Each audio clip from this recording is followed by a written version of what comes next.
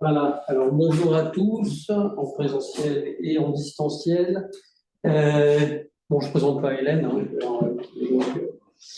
PHU, bientôt PH dans le service. Et puis, vous écoutez souvent sur le côté on connaît Fro et qui a fait cette présentation, si j'ai bien compris, seul. Ouais. Donc on va en profiter aussi et on fera peut-être avec les oncologues, cela dit. On t'écoute avec plaisir. Eh ben, merci pour l'invitation et on passe des thèmes finalement virologiques à un thème oncodéphrologie. Pour parler toxicité des petites molécules et des thérapies ciblées. C'est un topo qui se voudra volontairement non exhaustif, sinon tout le monde serait en PLS avant la fin du sujet et puis c'est impossible en fait de vous parler de tout. Mais on va voir ça ensemble. Alors.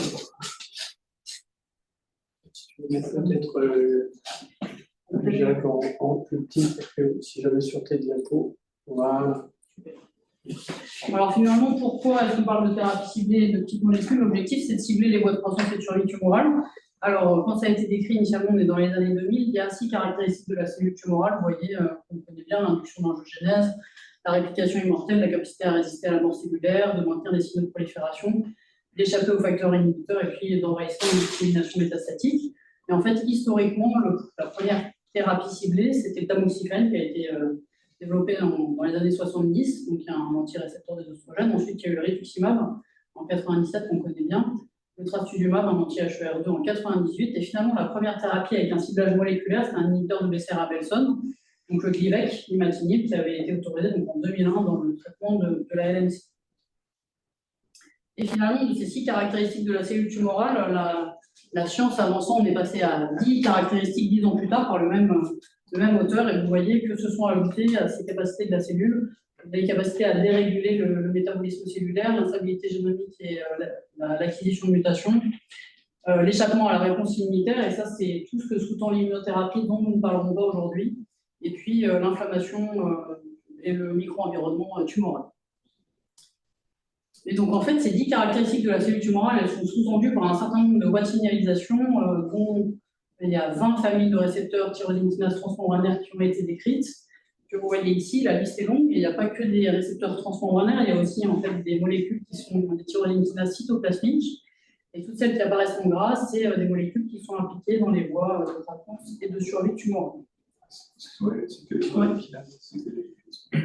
Non, il y en a d'autres, mais en tout cas avec plein de voies d'aval, et en tout cas celles-là qui sous-tendent les principaux mécanismes de la cellule tumorale.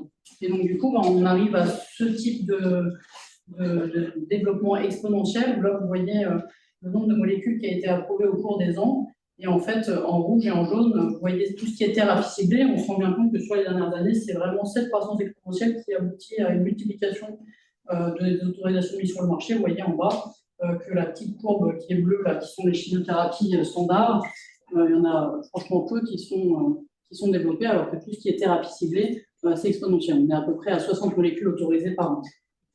Et dans quel domaine est-ce qu'il y a le plus d'autorisation? C'est principalement ces dernières années, sachant que là c'était 2020, les cancers gynécologiques et urinaires, tout ce qui est leucémie et lymphome, le cancer du poumon, et puis les tumeurs gastro-intestinales. Donc beaucoup de voies de signalisation qui sous-tendent les différentes caractéristiques de la cellule tumorale, et donc on comprend bien que ça aboutit à une multiplication des molécules. Et donc, comme je disais, impossible d'être exhaustif aujourd'hui, sinon ça serait insupportable. Et puis, c'est pas possible. Donc, on va se focaliser sur 6 grandes familles. Les anti-VEGF, VEGFR, parce que ça représente finalement 10 à 20% des patients qui ont un cancer solide qui en recevront. Les anti-VEGFR, c'est environ 10% des patients.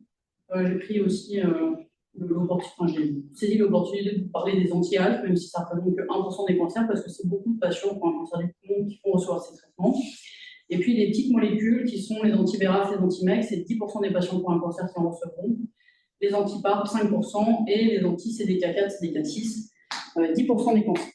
Et justement, là, la différence entre anticorps monoclonaux et puis petites molécules, ça change en fonction des cibles ou non? C'est vraiment, on va voir pour les récepteurs qu'il y a des MAB et des IB, et puis après, pour tout ce qui est petites molécules, c'est vraiment juste des petites molécules, il n'y a pas d'anticorps.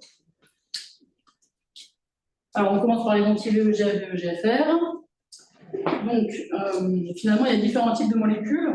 Vous voyez, soit on va avoir des anticorps. Historiquement, c'est l'anti-VEGFA, qui est le bevacizumab, Avastin, qui a été développé en 2004. Donc ça, c'est les mAb, les anticorps. On peut aussi avoir des récepteurs qui sont des leurs, c'est des decoys, c'est la Fibercept qui va attraper le VEGF. Il y a un anticorps qui est dirigé contre la portion extracellulaire du récepteur, c'est le ramucirumab.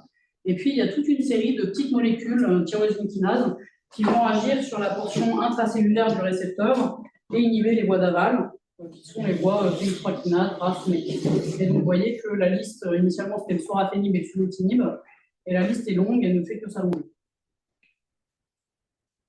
Et donc, ces voies du VEGF, ça agit sur les signaux de prolifération, sur la réplication immortelle, l'inflammation microvasculaire, la capacité de dissémination métastatique, l'angiogenèse, bien sûr. Juste là-dessus, je te donne un petit point d'arrière sur les lentilles, les molécules. Oui, voilà. Est-ce que ça agit finalement qu'en aval du VEGFR récepteur ou d'autres? Alors, en fait, les anticorps anti-VEGF, pour le coup, ils agissent sur le VEGF ou sur son récepteur pour le ramucirumab, alors que c'est vrai que ces inhibiteurs de tyrosine kinase qui ciblent la voie du VEGF dans sa portion intracellulaire, ben, en fait, c'est des multikinases, donc ils ne vont pas avoir que le VEGFR comme cible, et au contraire, il y en a plein d'autres. Et vous voyez, le sunitinib, par exemple, c'est contre récepteur du PDGF, il y a aussi Seki, TRET, donc d'autres modes, donc c'est vraiment des multikinases. Les indications sont très larges, donc je vous disais, à peu près 20% des malades qui ont une tumeur solide en recevront, et donc il y a le cancer colorectal, l'estomac, le poumon, le rein, l'ovaire, le col, le glioblastome, le CHT, la gyste, la liste est vraiment longue. Et quand ça cible plusieurs voies, c'est volontaire, si je peux dire. C'est-à-dire, ça a été développé pour justement agir sur plusieurs voies, ou finalement c'est parce que c'est moins sélectif. Ça, je ne saurais pas te dire si ont développé la molécule pour cibler plusieurs voies systématiques, ou si c'est la molécule qui s'est avérée cibler plusieurs voies de récepteur. Ça, je ne saurais pas te dire. Bon, je ne vous fais pas l'affront de vous rappeler juste le fait que les toxicités rénales en fait, liées aux anti-VEGF dépendent de la compréhension de cette physiologie de la barrière de filtration glomérulaire, où finalement, le maintien de la barrière de filtration, qui est cette série de 3 couches, donc celle de l'endothélium fenestré qui repose sur la membrane basale glomérulaire, et puis les pieds des podocytes, donc les pédicelles sur le versant urinaire. En fait, le maintien de cette barrière de filtration, ça va dépendre de l'homéostasie entre la synthèse de VEGF podocytaire, qui va venir se fixer sur le récepteur, qui lui est exprimé sur la cellule endothéliale. Et donc, c'est vraiment cette communication podocyte-cellule endothéliale qui permet de maintenir l'intégrité de la barrière de filtration. Et donc, on comprend assez rapidement que, quelle que soit la molécule qu'on utilise un anti-VEGF direct ou un inhibiteur de récepteur de tyrosine kinase qui cible le VEGFR exprimé sur la cellule endothéliale, on s'expose à perturber cette homéostasie entre la cellule endothéliale et le podocyte.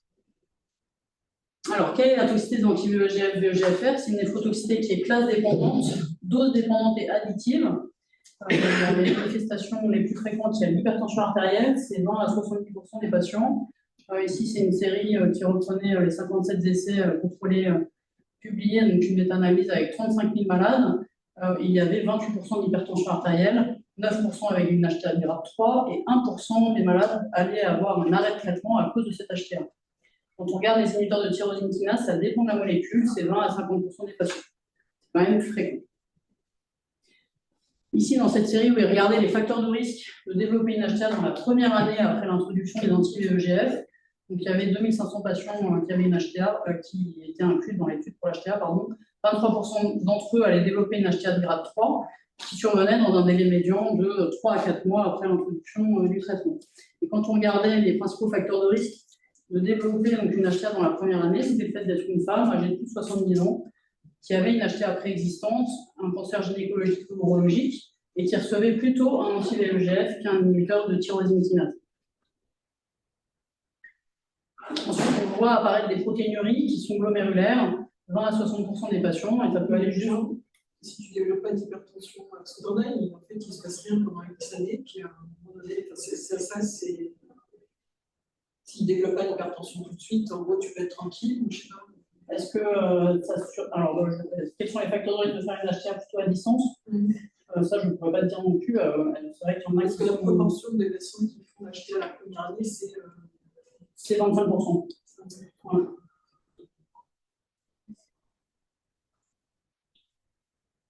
Donc une protéinurie glomérulaire qui peut aller jusqu'au syndrome néphrotique. Et pareil, dans cette même étude, il regardait les facteurs de risque de faire une protéinurie de grade 2, donc à plus d'1 gramme par gramme dans la première année. Et il y avait 40% des malades qui avaient développé une protéinurie dans un délai médian pareil de 110 jours. Et les facteurs associés, c'était le fait d'avoir une HTA à plus de 160 mm de mercure au moment de l'introduction, le fait d'avoir une cardiopathie ischémique, on ne demandait pas vraiment pourquoi dans mon petit varié, vraiment. Et pour le coup, de recevoir un inhibiteur multikinase, donc plutôt un TKI qu'un anti-VEGF. Et là encore, on a l'impression que toutes les molécules ne se valent pas. Finalement, les molécules qui allaient être associées au plus d'HTA de grade 3, c'était l'axitinib, l'aflibercept en particulier, alors que celles qui étaient plutôt associées à une protéinurie, c'était l'aflibercept, le sorafenib et l'axitinib.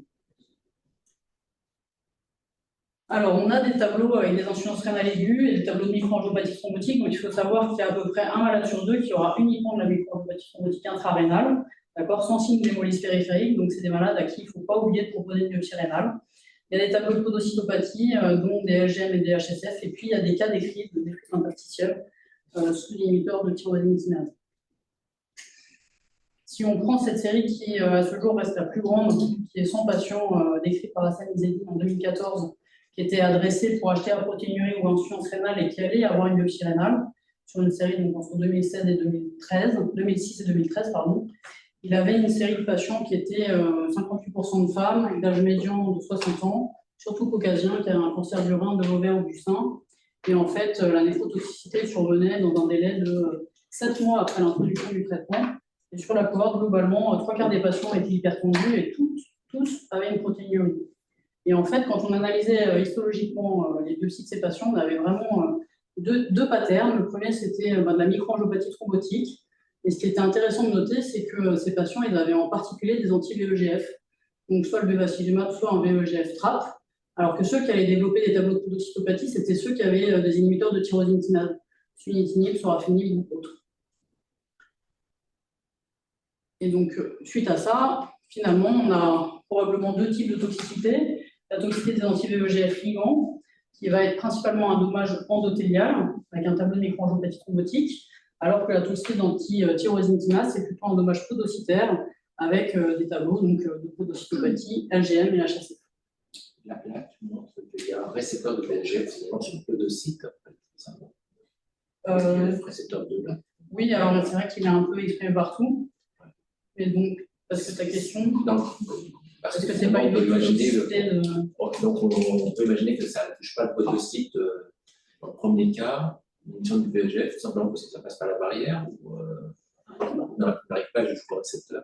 Ouais, c'est une bonne question, mais c'est vrai que pour le coup, c'est ce qui est assez bien décrit, que c'est de la toxicité endothéliale avec l'anti-VEGF direct, mais il me semble qu'il y ait vraiment plus d'études. Il y a l'étude de Margot là, qui nous a fait dire. Qui va aussi dans ce sens-là. Hein. Alors, finalement, quand un patient reçoit un anti-VEGF, ce qu'il faut, nous, essayer de faire, c'est de l'éducation thérapeutique pour que le malade prenne sa pression artérielle, donc de l'automesure tensionnelle, communiquer avec les oncologues qui font finalement des bilans rénaux avant chaque administration, mais bien les regarder, que ce soit la créatinémie, et puis ils ont des bandelettes urinaires, voire un dépistage de protéinurie sur l'échantillon. Donc, toujours compléter quand ils appellent en disant que la bandelette est positive par un dosage sur l'échantillon de la protéinurie et de la glutinurie. Et puis, ne pas hésiter à faire un bilan d'hémolyse, en particulier si on a une insuffisance rénale ou une HTA sévère. Classiquement, on contre-indique l'administration en cas de protéinurie à plus de 3 grammes par gramme de syndrome néphrotique, bien sûr, d'HTA de grade 3, de signe d'hémolyse et d'insuffisance rénale organique inexpliquée. La prise en charge de la toxicité d'anti-VEGF, donc on dit on administre tant que la protéinurie est à moins de 20 grammes par gramme. Ça passe par un contrôle optimal de la pression artérielle qui est vraiment la clé de cette prise en charge. Donc, typiquement, c'est un IEC ou un ARA2 à dose maximale tolérée. On fait une bithérapie avec un inhibiteur calcique d'emblée si on a une HTA de grade 3. L'objectif de pression artérielle, c'est moins de 130/80. Ici, dans ces recommandations qui sont récentes, si la pression artérielle n'était pas contrôlée avec un ARA2 et un inhibiteur calcique, il proposait d'ajouter un bêta-bloquant, la spironolactone. Donc l'indication de la biopsie rénale, finalement, on a dit il faut, c'est un consensus, hein, c'est des recommandations, sans qu'il y ait plus de ressources scientifiques que ça, c'est le syndrome néphrotique, l'insuffisance rénale inexpliquée, les signes de micro-angiopathie thrombotique et puis l'évolution à l'arrêt qui n'est pas satisfaisante avec le maintien de la persistance d'une protéinurie d'une insuffisance rénale ou un tableau atypique qui pourrait faire envisager d'autres diagnostics. Comment ça évolue? Finalement, le pronostic à l'arrêt d'anti-VEGF, c'est une amélioration de la pression artérielle, de la protéinurie et de la fonction rénale. Certains malades gardent une HTA persistante, même à l'arrêt du traitement. Et dans la série d'Izedine, c'était quand même un mauvais pronostic, même si cette série date de 2014, il y avait quand même un malade sur deux qui était décédé à un an. Il faut savoir que si on reprend, on s'expose à un risque de récidive. Donc voilà pour les anti-VEGF. Il n'y a pas de questions? La question, c'est comment on utilise la biopsie rénale? L'indication, c'est une chose, mais après, comment est-ce que ça modifie l'algorithme décisionnel pour l'arrêt? Oui. Alors c'est vrai que c'est toujours la question de l'enjeu du traitement et du maintien. Il n'y a pas vraiment de choses qui sont décrites et c'est de l'ordre de la décision un peu personnalisée, mais c'est vrai que des malades qui ont de la micro-angiopathie thrombotique, qui vont bien évoluer à l'arrêt et puis améliorer leur fonction rénale, diminuer leur protéinurie et qui récidivent, on aurait quand même tendance à ne pas vouloir complètement leur contre-indiquer, sachant que c'est un bénéfice-risque et que... Après, il y a la discussion. Sur les critères cliniques, biologiques. Est-ce que l'histologie va te faire je veux dire, l'histologie, la maths histologique, tu as peut-être plus tendance à l'arrêter. Ah bah oui, ça c'est sûr que s'il y a de la maths, on l'arrête. Après, la question c'est de la réintroduction. Parce que si. Comme tu disais, il peut y avoir de la maths sur la biopsie, de maths périphérique, un malade sur deux. Et puis c'est là où on discute de temps en temps quand même. Avec les QI, ou comme ça. C'est vrai que j'ai rien sur les QI. C'est comme ça. C'est post-religieux, non? Il y a les croyants et ceux qui ne croient pas. Ouais, exactement ça. Après, je pense que si c'est de la maths intrarénale, c'est un impact. De toute façon, c'est pas là où tu vas trouver des variants. S'il y a de la démolyse, ça peut se discuter. Par les formes. Il y a des données sur les inhibiteurs de SGLT2 et les protéines. J'ai regardé et en fait, c'est pas recommandé encore, même si on a toujours à le mettre. Ils ne le regardent pas en tout cas comme une indication, même si c'est vrai que moi j'avoue que je le mets sur les protéines. J'ai l'impression que ça permet de c'est difficile à dire parce que c'est quelques malades, mais c'est pas non plus transcendant. C'est un registre éditeur de SGLT2 les cancers. Hein. Il y en a qui pensent que le SGLT2, c'est le sucre dans la cellule tumorale, mais il y en a même qui pensent que c'est bon pour le traitement. Enfin bon. Dans le bilan des enfants.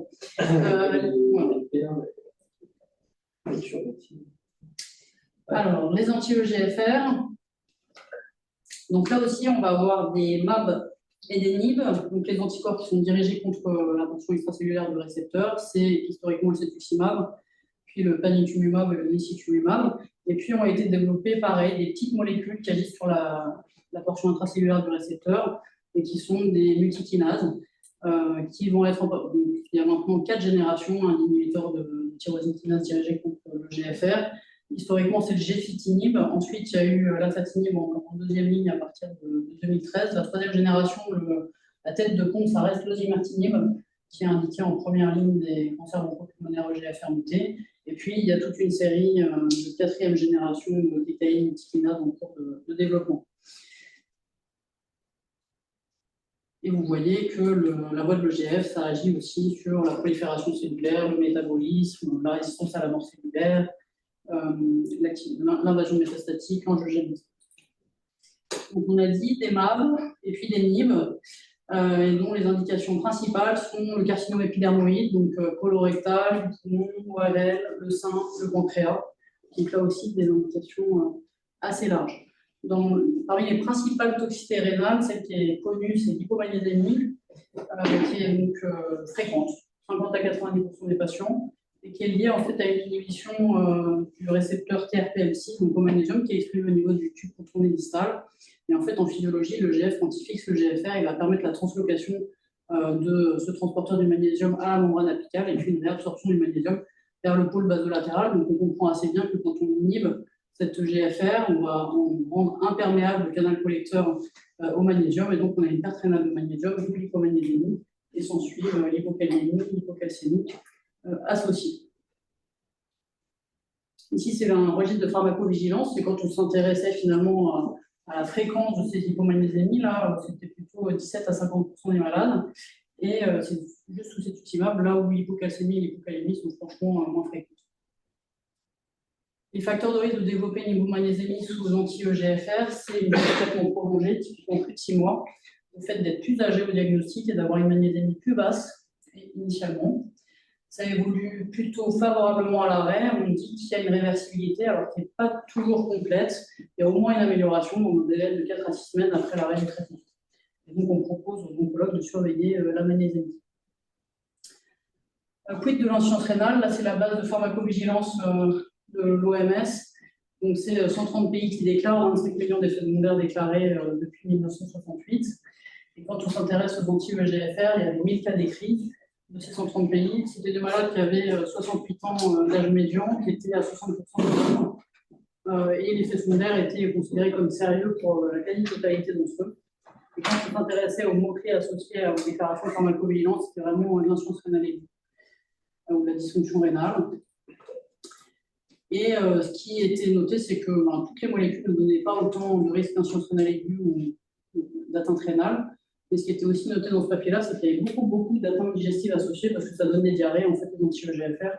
Donc on peut se poser la question quand même une part fonctionnelle dans les déclarations de ces effets secondaires. Après, il y a d'authentiques cas de nécrose tubulaire aiguë qui ont été rapportés, notamment par Hassan Izedi.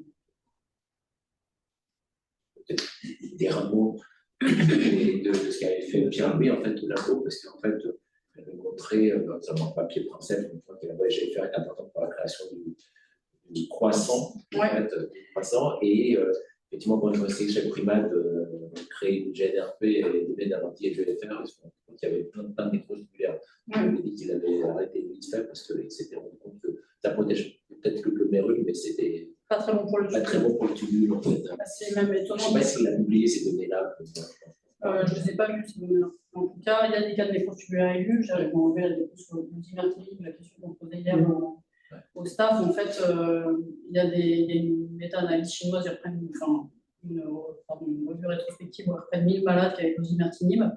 Et en fait, c'est une étude qui est quand même sacrément biaisée, mais ils ont 10% d'insuffisance rénale sous dimertinib, donc seulement 3% qui persistent dans leur facteur de risque. Une fois qu'ils ont fait une sensibilité sans l'hypertension et le diabète, il y a beaucoup moins d'insuffisance rénale. Et les principaux facteurs de risque, c'est d'avoir une dysfonction rénale de base, une hypertension, un diabète et d'être âgé. Donc, voilà. Donc 3%. Et l'hypomagnésémie, c'est une indication à suspendre le traitement Parfois, quand ils ont des gros troubles hydroélectrolytiques, on est obligé de le suspendre, parce qu'en fait, tu remplis quand même un peu de percée, et ceux qui ont des grosses hypomagnésémies, hypocalcémie, hypophosphorémie, hypocalémie peuvent être hospitalisés pour ça. Donc ça peut être une cause. Il y a d'autres TKI qui donnent des belles hypomagnésémies, c'est le cas pour l'antibiotique, donc ça peut aussi. C'est pas systématique. Non, c'est rare quand même, les hypomagnésémies sévères, mais ça peut t'amener à suspendre le traitement parce que c'est difficile, quoi. C'est une vraie perte rénale. Après, il y a d'autres médicaments qu'on rencontre. Snatan a fait une étude rétrospective sur l'entrepôt de données de la HGP pour une hypomagnésémie sévère. Finalement, on a trouvé la première cause, c'était pas le SPP, il y avait de moins. Alors qu'on est un hôpital très écologique. Ouais. C'est surtout les anticorps. Oui, c'est surtout les anticorps. Parce que les molécules anti-EGFR, ça n'en donne pas trop, c'est surtout les anticorps. Et d'ailleurs, il y avait une. Je n'ai pas vu, avec la question d'Alexandre, il y avait comme facteur de risque le fait de prendre des IPP en même temps. C'était pas noté dans les facteurs de risque là, qui étaient. Ça a été regardé, tu penses? Non, je ne pense pas que ça ait été regardé. D'accord. Parce que à mon avis, c'est. Peut-être qu'on a une vraie campagne à faire auprès des oncologues pour limiter les IPP. Je ne sais pas, malade. Oui, exactement. Les anti-ALK, on vous a dit qu'il était utilisé moins de 1% des malades. C'est des voies là aussi de prolifération cellulaire, de résistance à la mort cellulaire et de dissémination métastatique. Alors, dans les anti-ALK, pareil, il y a 3 générations d'inhibiteurs de ALK qui ont été développés. Initialement, le crizotinib, puis l'alectinib, et puis actuellement, l'orlatinib, l'indartinib et l'entrectinib. Et en fait, pourquoi? Parce qu'il y a un certain nombre de cancers, notamment les cancers bronchopulmonaires, où on va avoir des mutations de ALK avec des amplifications ou des gènes de fusion qui entraînent en fait une activation systématique de cette voie qui est donc, JAK, STAT, ALK, et qui a une voie de survie, de migration et de prolifération. Donc, je vous ai dit, c'est indiqué dans le cancer bronchopulmonaire, mais pas que, aussi dans les lymphomes, hein, c'est anaplastique lymphomatinase, initialement ALK. Et les inhibiteurs de ALK, ça, c'est associé à des toxicités rénales. La plus fréquente, c'est un syndrome œdémateux. Il y a un malade sur 2 qui va avoir des œdèmes périphériques. Il y a des authentiques insuffisances rénales, qui sont des pseudo-insuffisances rénales aiguës par inhibition de la sécrétion tubulaire de créatinine. C'est quand même jusqu'à 1/3 des malades. Il ne faut pas hésiter à utiliser la cystatine chez eux. Il y a des cas de nécrose tubulaire aiguë décrits. Il y a des cas de podocytopathie. Et puis, il y a étonnamment des kystes rénaux qui sont décrits. 10% des malades après 6 mois d'anti-ALK. Donc, je ne connais pas vraiment la physiopathologie. Et puis, des troubles hydroélectrolytiques. C'est des petits survie, c'est des petits kystes. Petits kystes. Non, on n'est pas vu. Donc voilà, donc les kystes, on ne sait pas vraiment d'où ça vient. L'œdème rénal, c'est probablement par inhibition de CMET. L'augmentation de la créatine doit faire doser la cystatine, on a dit. Et puis, dès qu'il y a une protéinurie, se poser la question quand même d'une podocytopathie. Il y a quelques cas de biopsie de LGM. Alors, on passe aux petites molécules, donc les anti-BRAF, qui sont des voies de prolifération de résistance à la mort cellulaire notamment. Alors, ces anti-BRAF, c'est une molécule qui appartient à la voie des MAP-kinases, qui en aval d'un certain nombre de facteurs de croissance, dont le BEGF dont on a parlé, mais pas que. Hein. Il y a aussi le PDGF, et c'est des voies là aussi de survie, de prolifération et de métastase. D'où ça vient ces anti-BRAF? Historiquement, c'est le vemurafenib qui a été développé pour le traitement du mélanome et approuvé en 2011. Parce qu'en fait, on s'est rendu compte que dans une grande partie des cellules du mélanome, il y avait une mutation activatrice qui est BRAF V600, qui entraînait une activation constitutive de la voie des MAP-kinases. Et donc, il y a 3 molécules qui ont été développées finalement pour le temps. Après, c'est vemurafenib, dabrafenib, encorafenib, et qui sont indiquées dans le mélanome, comme je vous l'ai dit, mais finalement, dans toute tumeur BRAF mutée, il peut y avoir une indication d'anti-BRAF. Et c'est le cas du cancer de la thyroïde, de certains cancers du poumon et de certains gliomes. Avec les anti-BRAF, on s'est rapidement rendu compte qu'il y avait des insuffisances rénales aiguës, qui étaient là aussi par inhibition de la sécrétion tubulaire de la créatinine, qui était plus fréquente avec le vemurafenib que le dabrafenib, mais qui avait aussi de la nécrose tubulaire aiguë et de la néphrite interstitielle aiguë. Et puis, il y a 5 ans, ils ont montré dans un clinique international que probablement que ce qui sous-tendait la toxicité rénale du vemurafenib, c'était l'inhibition d'une enzyme de la biosynthèse de l'hème au niveau de la cellule tubulaire, qui est la ferrokélatase, et qui, en fait, une fois qu'elle est inhibée, entraîne une dépression énergétique, une dysfonction mitochondriale qui aboutit à la portose de la cellule tubulaire. Excuse-moi, pourquoi tu parles d'insuffisance rénale aiguë sur une inhibition de la sécrétion? Donc, je dis insuffisance rénale aiguë pour élévation de la créatinine. C'est un abus de langage. Après, il y a des vraies insuffisances. Il y a des vraies insuffisances rénales aiguës, mais il y a aussi un certain nombre qui sont par inhibition de la sécrétion tubulaire. La toxicité du vemurafenib a été étudiée dans cette étude qui est une étude de Lyon. C'était 74 patients entre 2011 et 2014 qui recevaient du vemurafenib.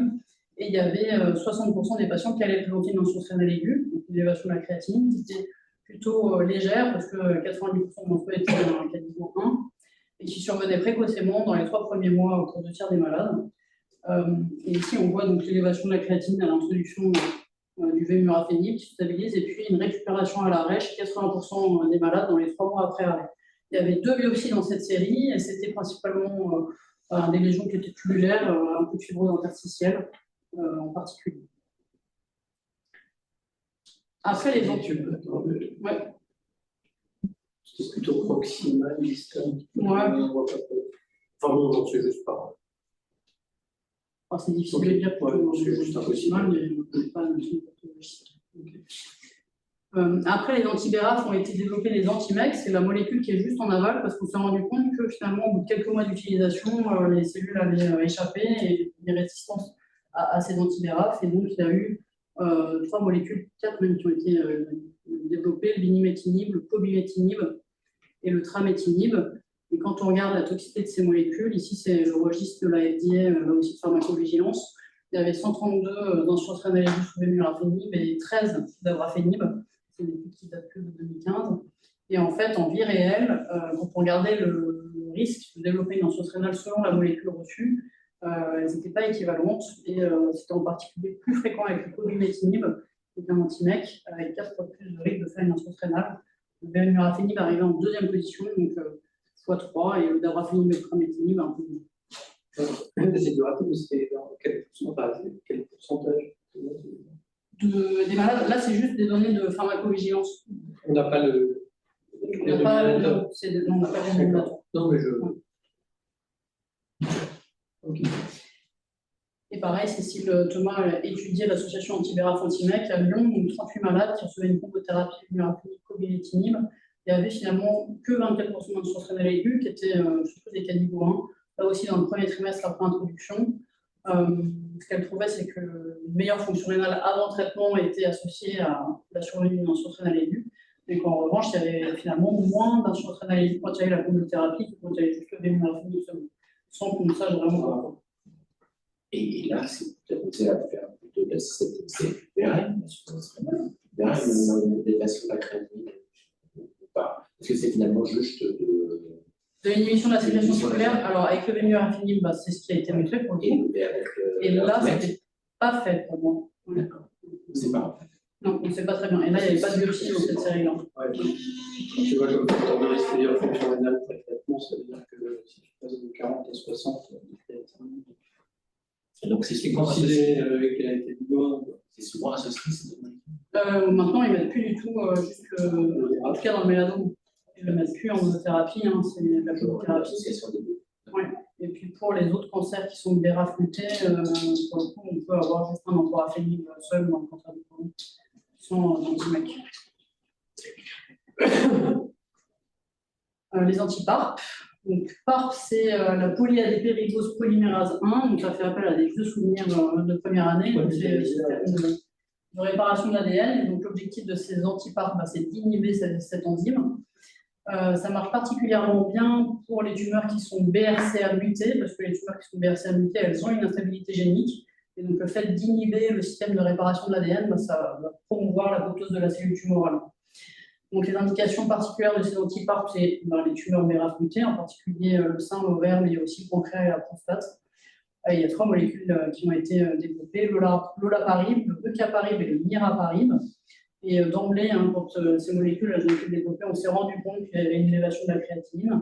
C'est le cas chez 25% des patients sous olaparib, et rapidement, on a mis en évidence que là aussi, c'était de l'interaction avec la sécrétion tubulaire de créatinine, notamment avec le transporteur MAT1-2, et donc ils ont regardé en fonction de l'estimation du DFG, soit par la créatinine seule, où on voit qu'on a l'impression qu'on a une diminution de ce DFG estimé, alors que quand on utilise la cystatine, ça ne se modifie pas. Donc c'est vraiment ça qui...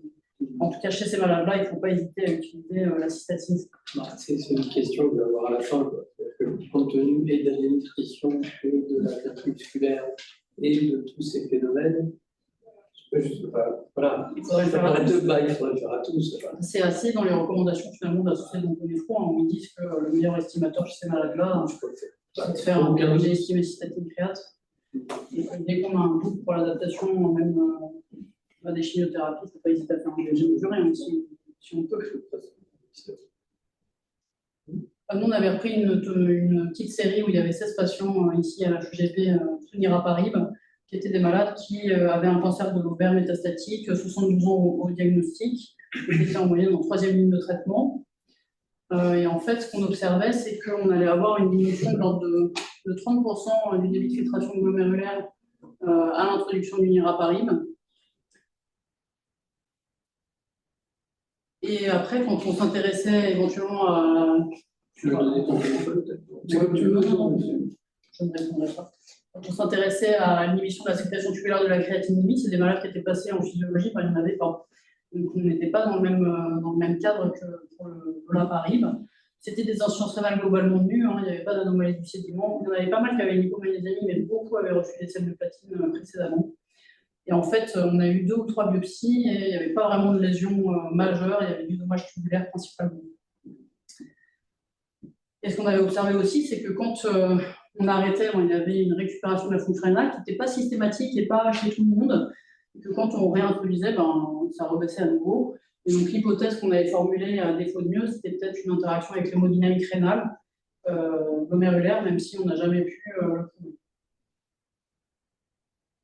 Et enfin, car vous n'êtes pas encore assommés, les anti-CDK4, CDK6, qui sont les voies de prolifération, qui ont été, donc c'est les cyclibes, palbociclib, ribociclib, abemaciclib, qui ont été développés pour le cancer du sein métastatique, et là aussi ça fait appel à des vieux souvenirs, mais CDK4, CDK6 en fait s'associent à la cycline D pour l'initiation et la progression tumorale, et ça permet de faire passer la cellule de la phase G1 à la phase S. Et donc on entend bien que quand on inhibe sous CDK4, CDK6, on empêche la prolifération tumorale. Ici, c'est une étude rétrospective hollandaise sur 6 ans qui avait repris tous les malades qui recevaient un cyclib entre 2017 et 2023, et ils avaient 17,5% d'insuffisance rénale aiguë chez ces patients-là. Ils avaient une cystatine qui était disponible chez 22 d'entre eux, et en fait, c'était dans 70% des cas là aussi une pseudo-insuffisance rénale aiguë. On voyait qu'il y avait une vraie différence entre le DFG cystatine et le DFG créatinine. Et puis, en fait, secondairement, il a été montré qu'il y avait une interaction avec OCT2 et MAS. Donc là aussi, l'inhibition de sécrétion tubulaire de la créatinine. Et ça ne fait pas que des inhibitions de sécrétion tubulaire de créatinine, parce que là, c'est la série de la Mayo, donc c'est Gupta, 6 patients qui avaient reçu n'importe lequel de ces cyclibes pour un cancer du sein ou un cancer cérébral. Et en fait, c'était 6 patients qui allaient être biopsiés. Vous voyez ici que l'insuffisance rénale, elle est sévère, parce qu'on est en milligrammes par décilitre. Donc il y a une malade pour 800 de créatinine. Et qui vont être biopsiés. Et quand on s'intéressait finalement aux lésions histologiques, on voit que ce qui prédomine, c'est du dommage tubulaire, avec des malades qui ont principalement de la nécrose tubulaire aiguë, mais il y avait aussi de l'infiltrat, de l'IPA ou de la NIA. Et puis pour l'évolution, c'était difficile à dire parce que c'est déjà des malades qui sont métastatiques, donc beaucoup de traitements de confort et peu de récupération. Donc finalement, que retenir? Donc les anti-VEGF, VEGFR, ça donne de l'HTA, de la protéinurie, des lésions micro-angiopathie thrombotique ou de la podocytopathie. Les anti-EGFR, surtout de l'hypomagnésémie, de l'insuffisance rénale aiguë, des anti-ALK, de la pseudo-insuffisance rénale aiguë, des œdèmes, des kystes qu'on n'explique pas bien et quelques troubles hydroélectrolytiques. Pour les petites molécules, donc anti-BRAF, anti-MEC, la pseudo-insuffisance rénale, la nécrose tubulaire et la NIA quand même. Les anti-PARP, c'est principalement de la pseudo-insuffisance rénale. Et les anti-CDK4, CDK6, beaucoup de pseudo-insuffisance rénale, mais quand même possiblement de la nécrose tubulaire aiguë.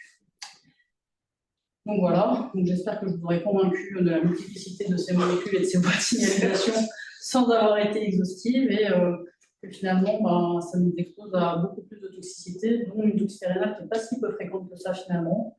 Donc l'intérêt qu'on a à pousser l'oncologue à un dépistage par un bilan simple, et nous de ne pas oublier de proposer des bilan rénales à ces patients et d'être là au moindre doute.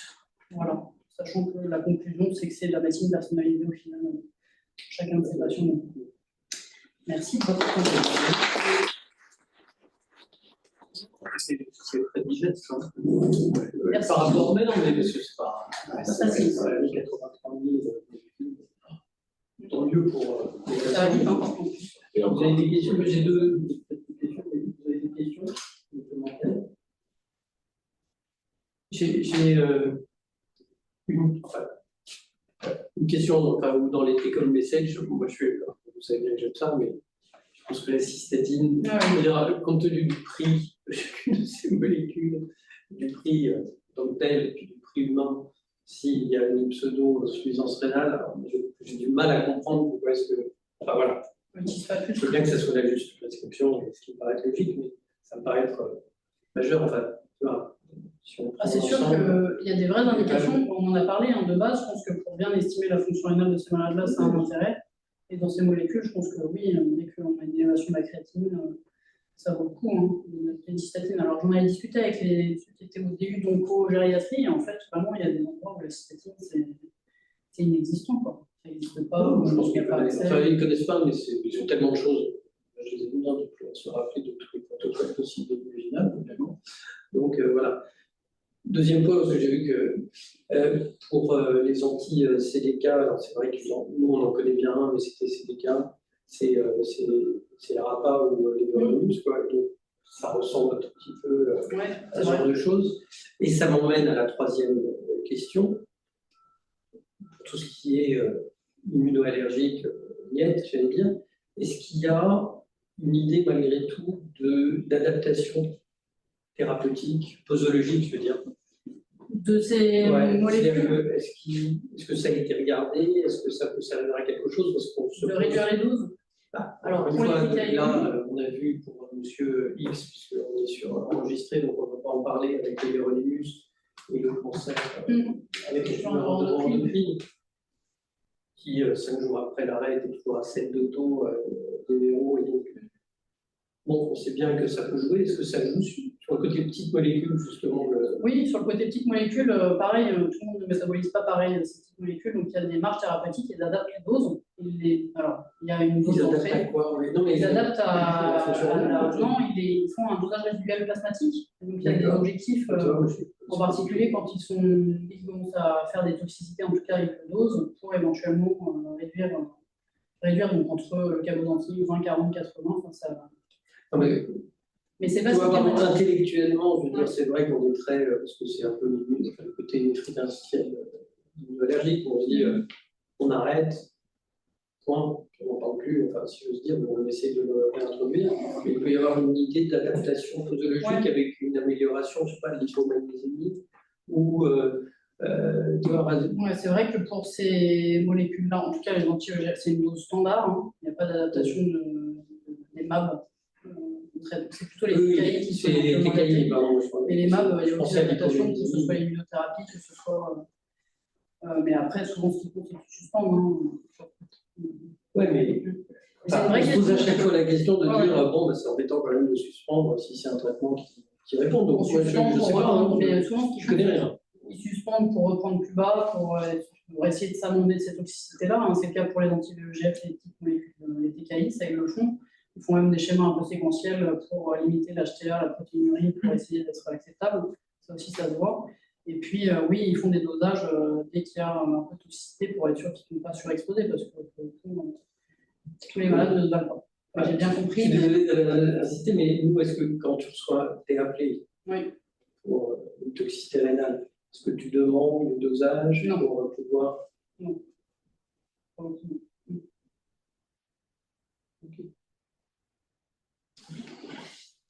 Donc, je ne pas que ça se posait.